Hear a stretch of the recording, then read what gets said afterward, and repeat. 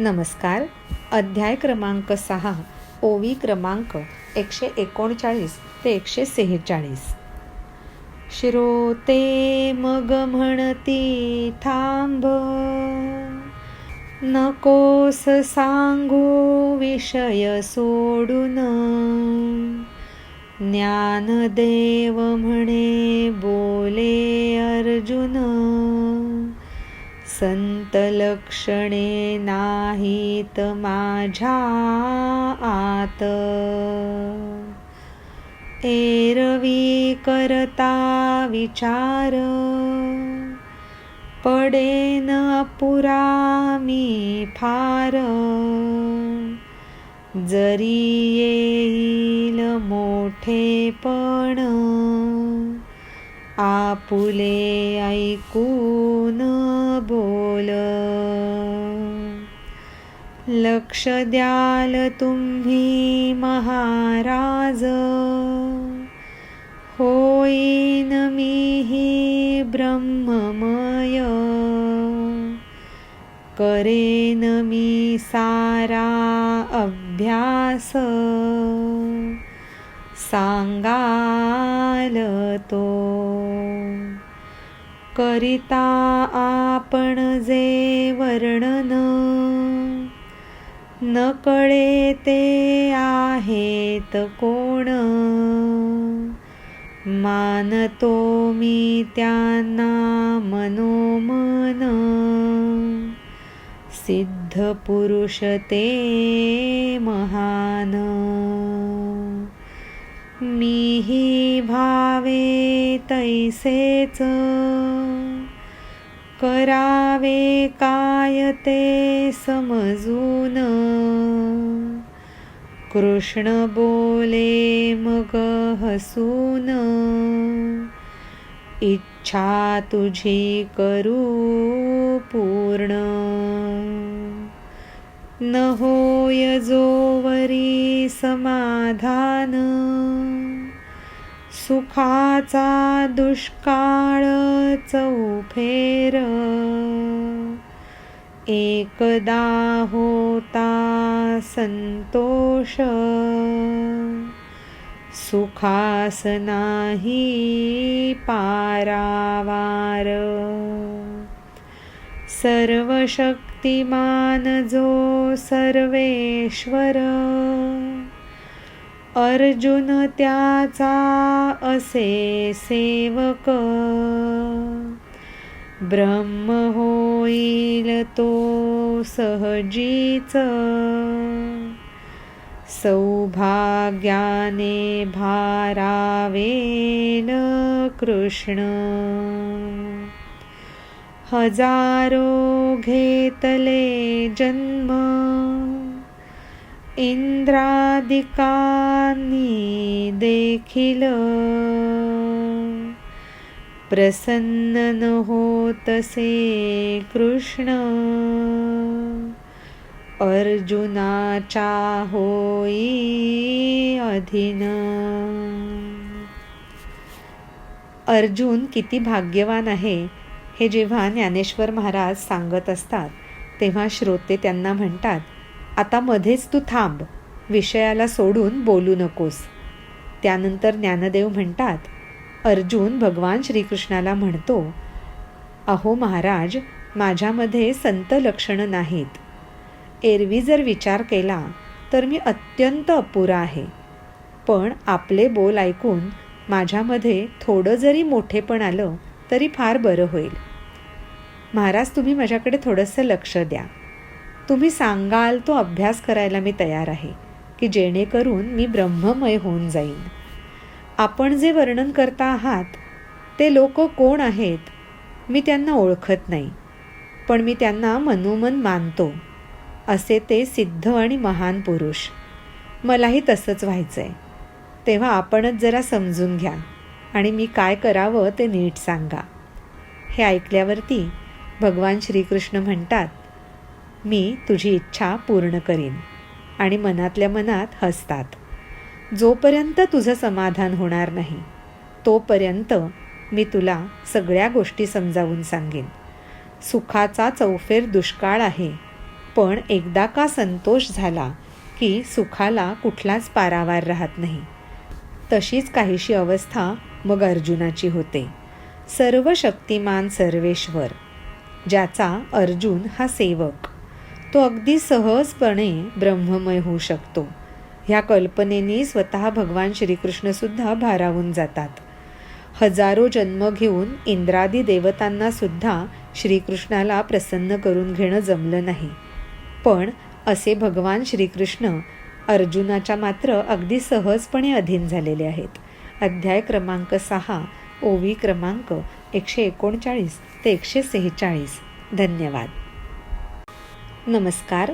अध्याय क्रमांक 6, ओवी क्रमांक 147 ते 153. विचारावयाच्याही आधीच कृष्ण देई उत्तर त्यास, ब्रह्म व्हावे म्हणता अर्जुन, कृष्ण घेई सारे ऐकून. भगवंत गेले समजून, डोहाळे लागले अर्जुनास, ब्रह्मत्वाचे म्हणजे निश्चित, बुद्धिस्थानी वैराग्य रूपी गर्भ. ब्रह्म होण्याजून अवकाश, वैराग्य वसंतास आला बहर. मी ब्रह्म आहे ऐसा मोहोर, दाटून आला ऐसा भाव. ब्रह्मप्राप्ती होण्यास उरला नाही फार वेळ, वैराग्य संपन्न झाला अर्जुन, भगवंत झाले निशंक. श्रीकृष्ण बोलले मनाशीच, अर्जुन आचरेल जे जे कर्म, फळ मिळेल त्यास आरंभास, वायान जाईल अभ्यास. मग बोलले ज्ञानदेव, श्रीकृष्णाने केला खोल विचार. मग बोलले अर्जुनास, ऐक सर्वोत्कृष्ट मार्ग. असा असे हा मार्ग, प्रवृत्ती रूप जसे झाड, त्याच्या बुंध्यालाच निवृत्ती रूप कोटी फळ. करू लागता आचरण, फळे मिळती सत्वर. मोक्षरूपी या मार्गावर, यात्रे करू अद्याप शंकर. अशी परिस्थिती निर्माण होत असते की अर्जुनाने काही विचारायच्या आधीच भगवान श्रीकृष्ण त्याचं उत्तर देत असतात. जेव्हा अर्जुन म्हणतो की मला ब्रह्म व्हायचं आहे, तेव्हा श्रीकृष्ण सगळं ऐकून घेतात आणि मनोमन समजून घेतात की आता अर्जुनाला ब्रह्म होण्याचे डोहाळे लागलेले आहेत. म्हणजे निश्चितच त्याच्या बुद्धीच्या स्थानी वैराग्यरूपी गर्भ रुजायला लागलेला आहे. ब्रह्म व्हायला अजून अवकाश आहे. पण वैराग्य वसंताला बहर मात्र नक्की आला आहे आणि मीच ब्रह्म आहे असा मोहोर मनामध्ये दाटून नक्की आलेला आहे. ब्रह्मप्राप्ती होण्यासाठी आता फार वेळ उरलेला नाही. हे जेव्हा भगवंतांना समजतं तेव्हा ते जाणतात की अर्जुन हा वैराग्य संपन्न झालेला आहे आणि त्या बाबतीत भगवान श्रीकृष्ण निशंक होऊन जातात. आणि मग ते मनाशीच म्हणतात की आता जे जे कर्म अर्जुन करेल त्याचं त्याला फळ अगदी सुरुवातीलाच मिळेल आणि त्याचा कुठलाही अभ्यास आता वाया जाणार नाही. त्यानंतर ज्ञानेश्वर महाराज म्हणतात, श्रीकृष्णाने नक्की खोल विचार केला आणि मग अर्जुनाला उद्देशून भगवान म्हणले, आता मी तुला एक सर्वोत्कृष्ट मार्ग सांगतो. हा मार्ग हा असा आहे की जणू प्रवृत्तीरूपी हा वृक्ष, ज्याच्या बुंध्यालाच निवृत्ती रूपाची कोटी कोटी फळं लटकलेली आहेत. म्हणजे थोडक्यात ह्याचं आचरण करायला लागल्या तुला सत्वर फळ मिळेल आणि ह्या मोक्षरूपी मार्गावरती भगवान शंकरसुद्धा अजून प्रवासासाठीच निघालेला आहे. अध्याय क्रमांक 6, ओवी क्रमांक 147 ते 153. धन्यवाद. नमस्कार. अध्याय क्रमांक 6, ओवी क्रमांक 154 ते 160. योगी जन किती एक, आडवा तिडवा धरून मार्ग, आकाशाकडे निघती सत्वर, चालत चालत. परंतु हे समुदाय, चालता चालता सहज, अनुभवाचे टाकून पाऊल, मार्ग होतसे तो सुलभ. अज्ञानाचा टाकून मार्ग, आत्मज्ञानाचा पंथ धरून, सहज सरळ मार्गावर घेतली धाव. महर्षीही आले याच मार्गे, साधकाचेही सिद्ध झाले, आत्मज्ञानी पुरुषही पावले, मोठेपण. याची होता ओळख,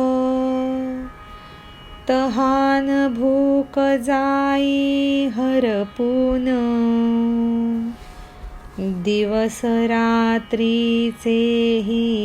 भान,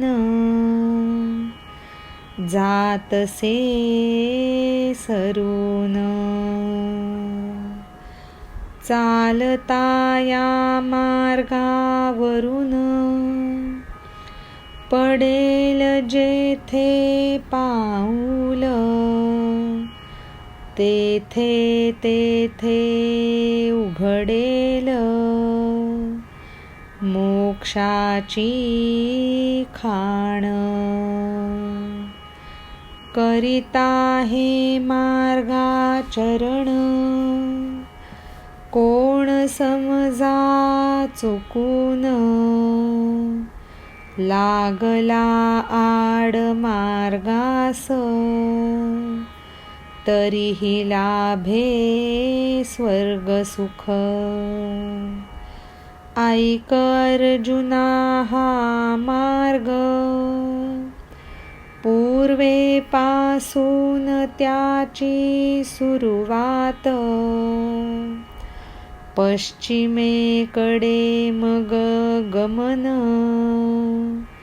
निश्चल करुनी अंतराय. जिथे पोचतो हा मार्ग, सांगतो तुझ तो मुक्काम, होऊन जायतो आपणच, सांगायची आहे का गरज.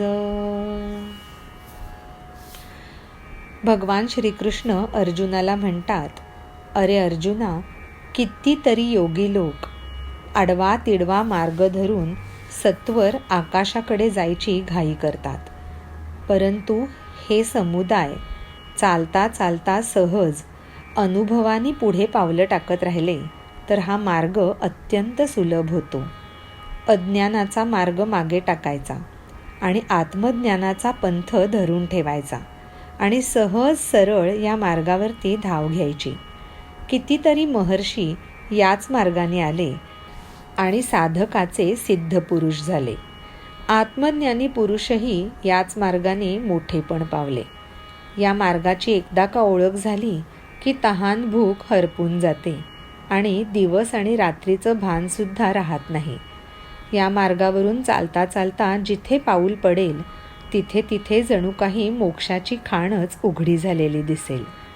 हे मार्गाचरण केलं आणि समजा ते करता करता चुकून कुणी आड मार्गाला लागला तर मोक्षाची खाण नाही, पण त्याला स्वर्गसुख मात्र नक्कीच मिळेल. तेव्हा अर्जुना, हा मार्ग जो पूर्वेपासून सुरू होतो आणि पश्चिमेपर्यंत जातो, तेव्हा तुझं अंतःकरण निश्चल करून ह्या मार्गावरनं तू चालू शकतोस. हा मार्ग जिथे पोचतो, आता तुला त्या मुक्कामाबद्दल सांगतो. पण खरं सांगायचं तर हा मार्ग चालून मुक्कामापर्यंत पोचलेली व्यक्ती स्वतःच तो मुक्काम होऊन जाते, हे वेगळं सांगायची काही गरज आहे का? अध्याय क्रमांक 6, ओवी क्रमांक 154 ते 160. धन्यवाद. नमस्कार. अध्याय क्रमांक 6, ओवी क्रमांक 161 ते 168. अर्जुन बोले कृष्णास, उत्कंठारूप हा सागर, बुडत असता मी त्यात, मज नाही का तारणार. कृष्ण म्हणे धीर धर, नको होऊस उतावीळ, सांगेन मी आपणाहून, कशास मग हे प्रश्न. सविस्तर आता सांगेन, करावे त्याचे अनुष्ठान, घ्यावयास त्याचा अनुभव,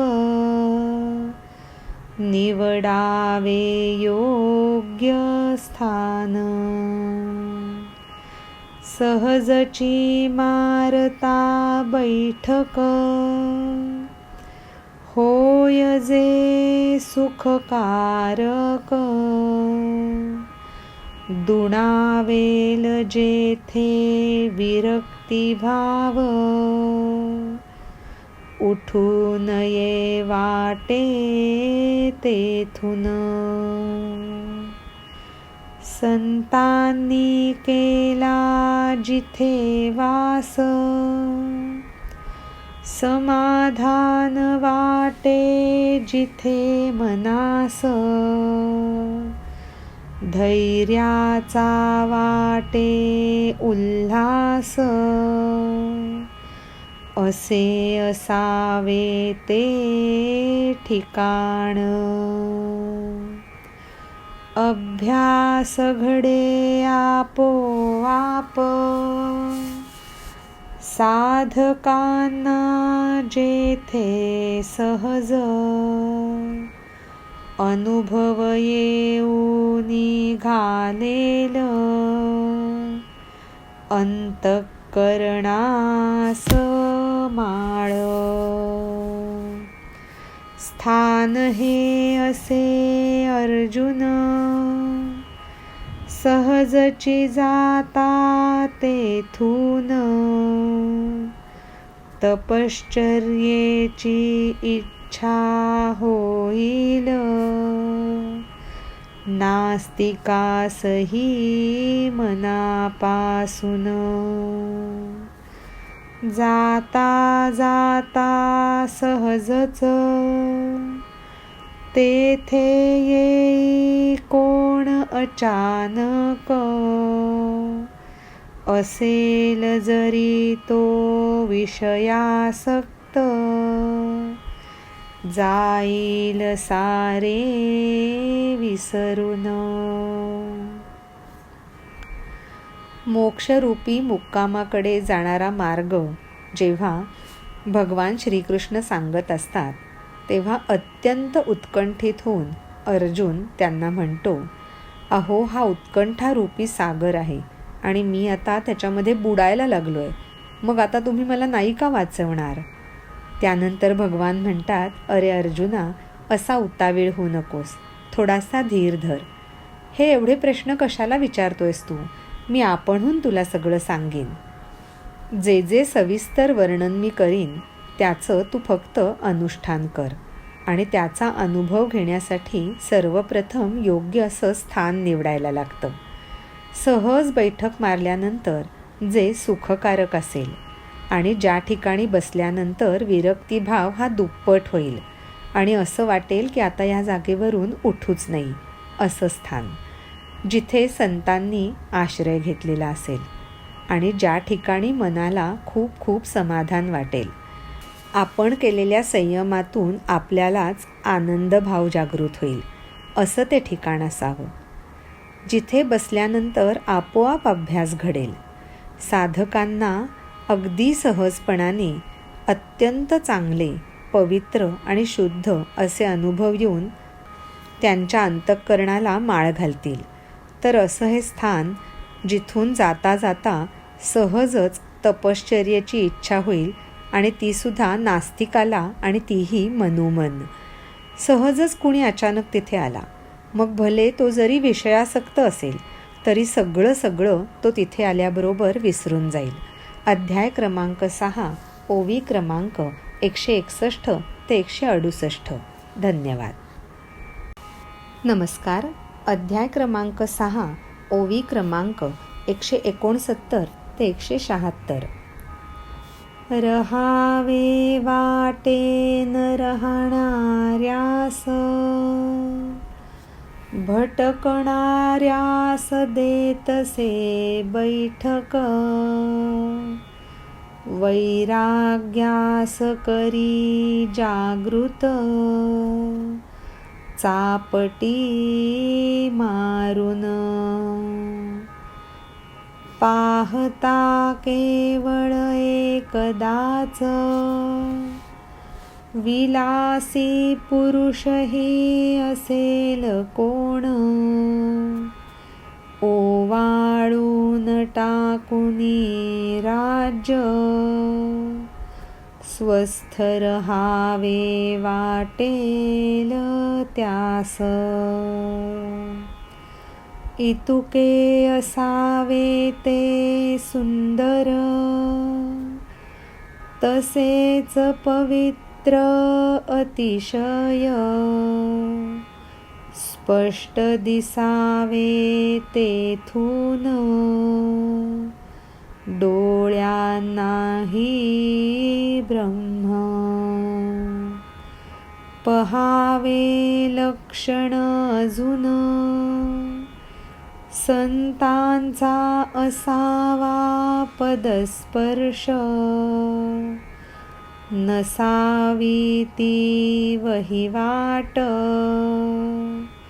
ये जा नसावी तेथून.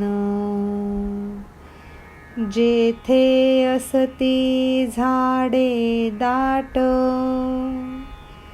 मुळासकट जी मधुर, जणू अमृता समान, फळणारी नित्य. पावलो पावली असावे जल, वर्षा ऋतुतही जे निर्मळ. नजरेस आढळती सहज, किती एक निर्झर. ऊनही असावे परिसौम्य, वाराही असावा थंड शांत. मंद मंद त्याची झुळूक, येत रहावी मधून. असावे ते निशब्द, श्वापदांचा नको सुळसुळाट. राघू तसेच भ्रमर, तेही नसावेत तेथ. उत्तम ठिकाणाचं वर्णन करत असताना भगवान श्रीकृष्ण पुढे जाऊन अर्जुनाला म्हणतात, जो तिथे राहणारा नाही त्याला सुद्धा त्या स्थानी राहावं असं वाटलं पाहिजे. जो सतत भटकणारा आहे, ज्याचं चित्त आणि ज्याचा देह सतत इकडे तिकडे फिरत असतो, अशाला सुद्धा तिथे एक उत्तम बैठक मिळावी आणि त्या व्यक्तीमधलं वैराग्य सुद्धा चापटी मारून जागं केल्यासारखं तिथे जागं व्हावं. एकदाच पाहिल्यानंतर कोणी जरी विलासी पुरुष असेल तरी तो आपलं सगळं राज्य त्यावरून ओवाळून टाकेल आणि तिथे स्वस्थपणाने राहील, असं आणि इतकं ते सुंदर असावं. तसंच ते अत्यंत पवित्र असावं आणि जिथे बसल्यानंतर अगदी साध्या डोळ्यांना सुद्धा ब्रह्म दिसावं आणि तेही अत्यंत स्पष्टपणे. या स्थानाची अजूनही काही लक्षणं.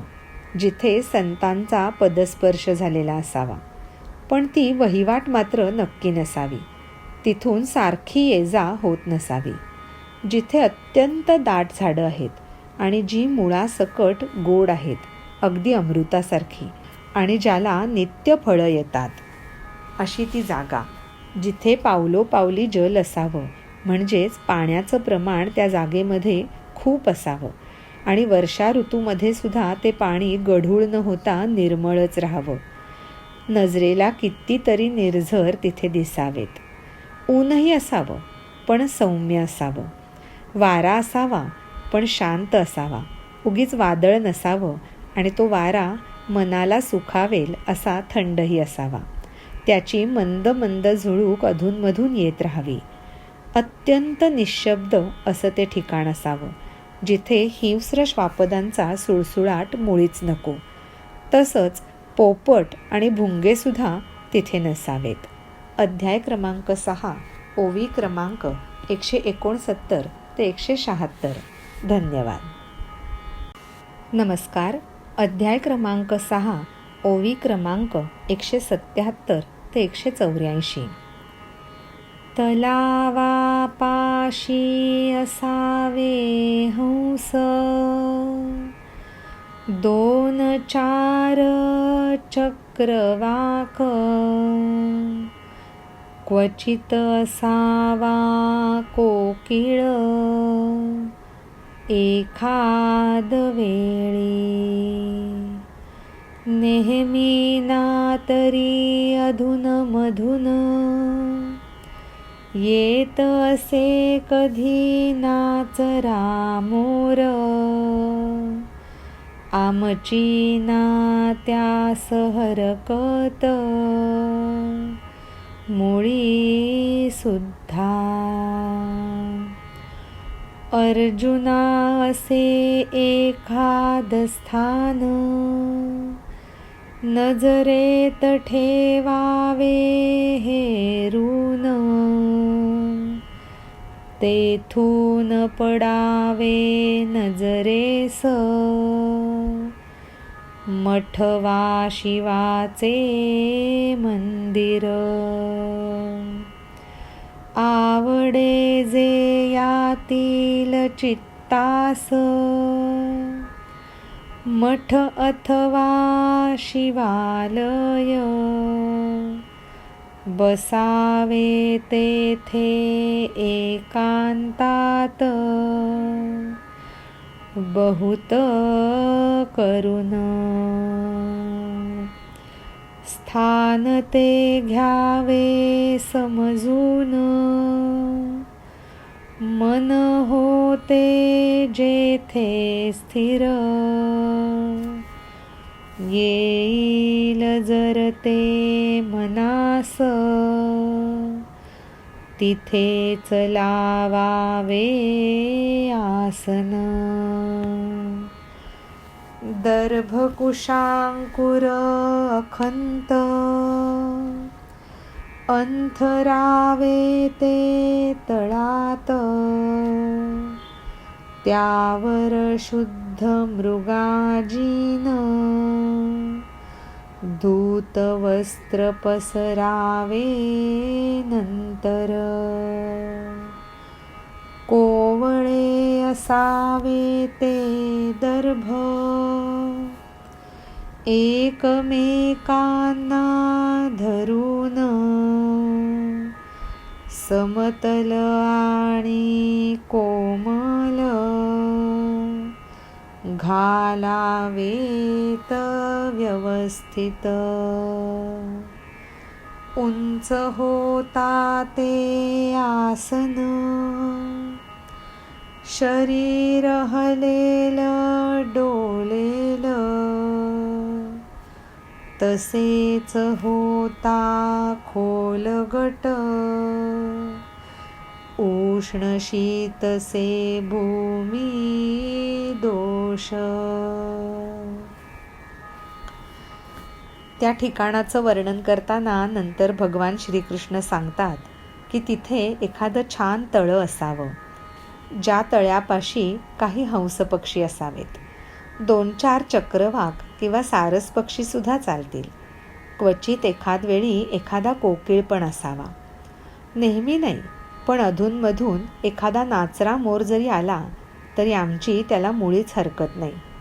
तर अर्जुना, असं एखादं स्थान नजरेत हेरून ठेवावं आणि जिथून आपल्या नजरेला मठ किंवा शिवाचं मंदिर दिसेल. जे जे या मनाला आवडेल, मठ असो वा शिवालय असो, त्या ठिकाणी एकांतात बसायचं, जास्तीत जास्त वेळ तिथे बसायचा प्रयत्न करायचा. असं स्थान जे समजून घेतल्यानंतर जिथे मन स्थिर होईल आणि तिथेच आपण आपलं आसन लावायचं. आता हे आसन लावताना दर्भकुशांकुर म्हणजे मौसर गवत ते अखंत घ्यावं. अखंत म्हणजे ते अधेमध्ये तुटलेलं बोचणारं नसावं आणि ते तळामध्ये अंथरावं. त्यावरती शुद्ध असं मृगाजीन घालावं आणि त्या मृगाजिनावरती धुतलेलं स्वच्छ वस्त्र पसरावं. ते जे कुशांकुर आहेत किंवा गवताची पाती आहेत ती कोवळी असावीत आणि एकमेकांना धरून राहणारी असावीत, कोरडी, वाळकी, विसविशीत अशी नसावीत. ती समतल असावीत आणि मौसर असावीत, म्हणजे ती खाली पसरताना समानतेने पसरावीत आणि व्यवस्थित अंथरावीत. ते आसन जर उंच झालं तर शरीर स्थिर राहणार नाही, हलेल किंवा डोलेल. आणि तसंच ते आसन जर का खोलगट झालं तर जमीन उष्ण किंवा शीत असेल, ते भूमिदोष तुमच्या शरीराला सुद्धा जाणवू शकतात. अध्याय क्रमांक 6, ओवी क्रमांक 177 ते 184. धन्यवाद.